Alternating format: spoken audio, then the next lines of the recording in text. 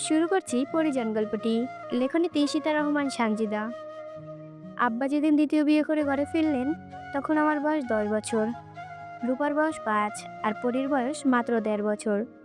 ছোট পরীকে বুকে নিয়ে আম্মা সেদিন নীরবে চোখের জল ফেলেছিলেন। মুখে টু শব্দ করেনি, প্রতিবাদ তো দূরের কথা। আর আমি সেদিন দরজার আড়াল থেকে আব্বার দ্বিতীয় বউয়ের মুখ দেখেছিলাম।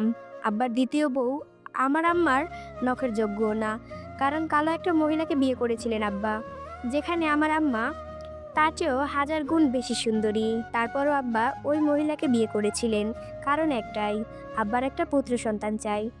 না হলে তার এত সম্পত্তি কে দেখবে? তার বাবার স্বাদের জমিদারের সাম্রাজ্য কে সামলাবে?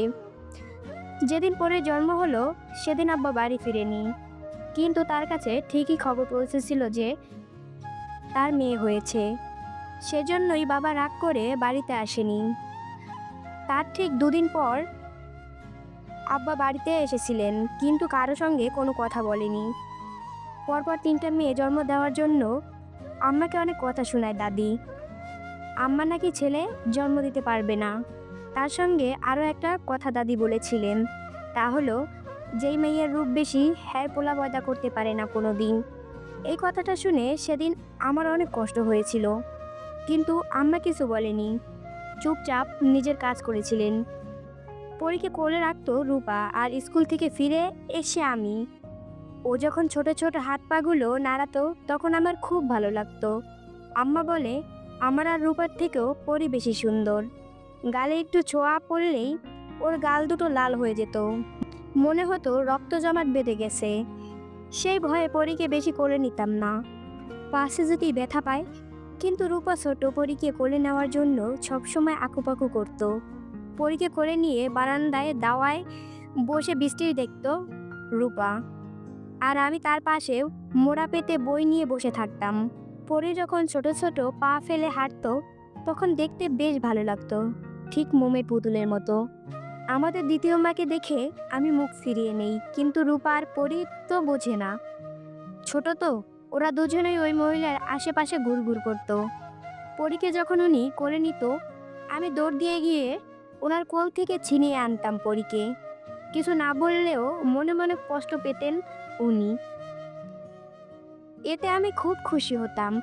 তবে সবচেয়ে বেশি খুশি হয়েছি যখন ওই মহিলারও একটা কন্যা সন্তান হয়, কিন্তু দুর্ভাগ্যবশত ওনার মেয়েটা মারা যায়। এরপর আরও একটা মেয়ে জন্মদিন, কিন্তু ওই বাচ্চাটাও মারা যায়।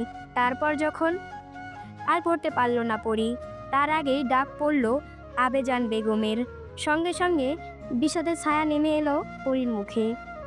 সবেমাত্র খাতাটা খুলে পড়তে বসেছিল সে, একটু পড়তে না পড়তেই ডাকাডাকি শুরু হয়ে গেছে। চোখ মুখ কুঁচকে সে পড়ার টেবিল থেকে উঠে দাঁড়ালো, শব্দ করে ঠেলে চেয়ারটা কিঞ্চিৎ দূরে সরিয়ে দিল। সিমেন্টের মলাটে আবৃত খাতাটা বন্ধ করে সযত্নে বইয়ের ভাঁজে রেখে দিয়ে ছুটল দাদির ঘরে। সেখানে যেতেই চোখ গেল পালঙ্কের ওপর বসে থাকা আবেজান বেগমের দিকে। বিছানায় গায়ে দিয়ে শুয়ে আছে তিনি।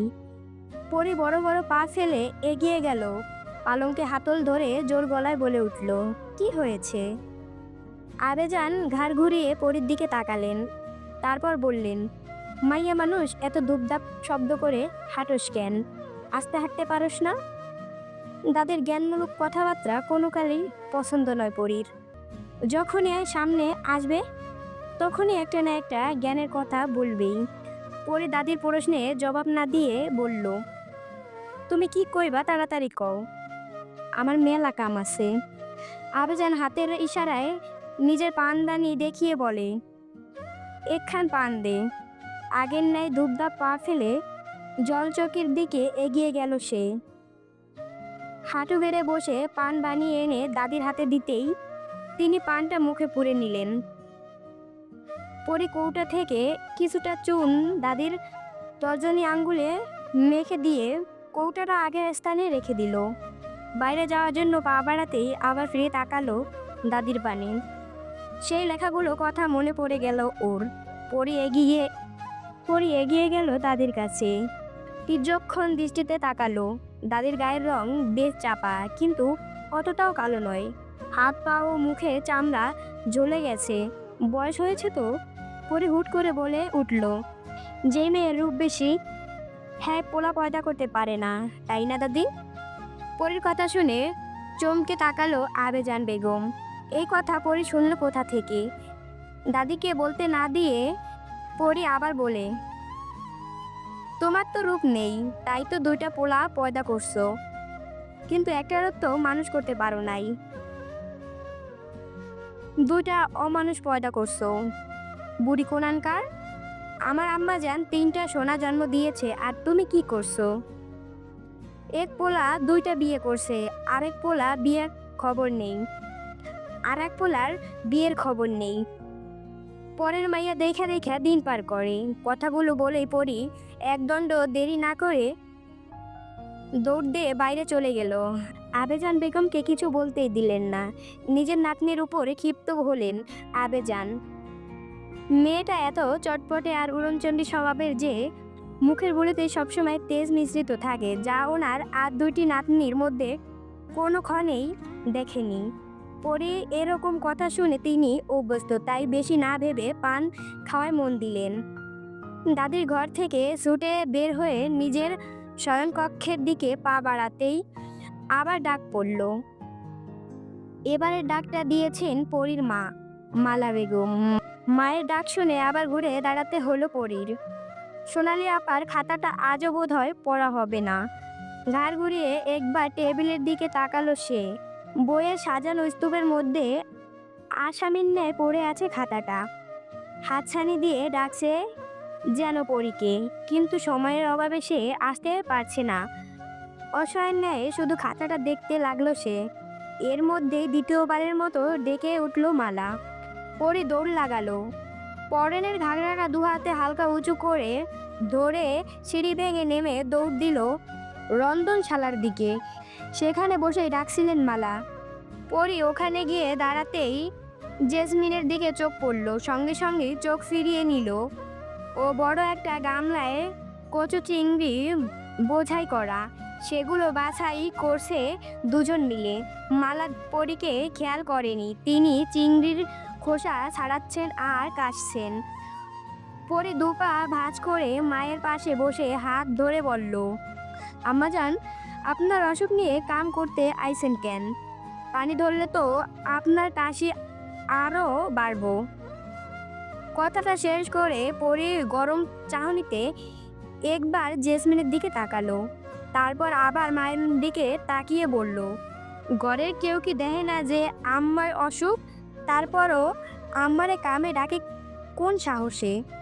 আমার আম্মার কিছু হইলে আমি কিন্তু কাউরে সাইডা দিমু না, কইয়া দিলাম। জেসমিন এবার মুখ খুলল। আমি আপারে মানা করছিলাম পরি, কিন্তু সে শোনে নাই।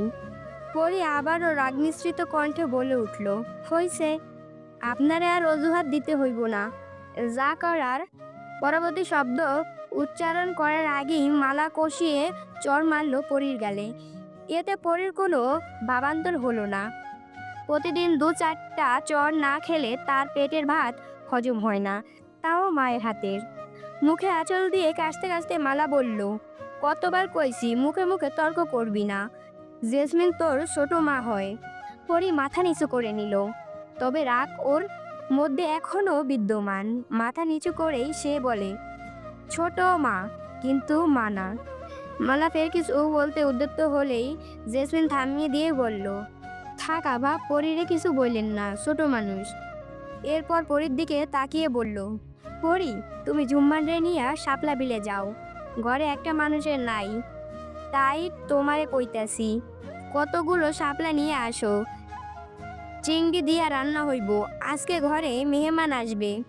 কপালে দৃঢ় বাস পড়ল পরির, অবাক করা কণ্ঠে বলে, এই বন্যার ভিতরে মেহমান আসবো কই থাইকা? পর মুহূর্তে কিছু ভেবেই পরির মুখে হাসি ফুটে উঠল। রূপা আপা আইব। মালা দিলেন এক ধমক, এত কথা কস কেন, তাড়াতাড়ি যা আর শোন, মুখটা ভালো করে ঢাইকা যাইবি, কেউ জানি না দেখে। নৌকার সইয়ের মধ্যে থাইকা বাইর হবি না। জুম্মানরে নিয়ে এখন যা, তোর বাপে আর তার লোকজন থাকলে তোরে পাঠাইতাম না, এমন সময় রাতে বাড়ি খালি। মৃদু রাগ দেখা গেল মালার মুখে, কিন্তু পরি বেজায় খুশি। আজকে অনেকদিন পর বাড়ি থেকে বের হবে সে। দৌড়ে নিজের কক্ষে চলে গেল। ওড়না দিয়ে নিজের মুখ ভালো করে বেঁধে নিল, শুধু চোখ দুটো খোলা রাখলো। দাদির ঘর পেরিয়ে আসার সময় উকি দিল পরি। আবেজান আয়েশ করে বসে বসে সুপারি কাটছে। পরি হাঁক ছাড়লো, ওই রুড়ি। সুপারি কাটা রেখে পরির দিকে তাকালেন তিনি। পরীকে এই সাজে দেখে তিনি বুঝে ফেললেন যে আজকে পরি ঘরের বাইরে বের হবে। তিনি জিজ্ঞেস করলেন, কই যাস? পরি ভেংচি কেটে বলল, তাদিয়া তোমার কাম নাই, আমি এখন যাই। আসমান থাইকা যদি তোমার স্বামী ডাক দেয় তাইলে ভুলেও যাইও না, কিন্তু দেশ বন্যার পানিতে ভাইসা গেছে, তোমার কবর দেওয়ার জায়গা পামু কই?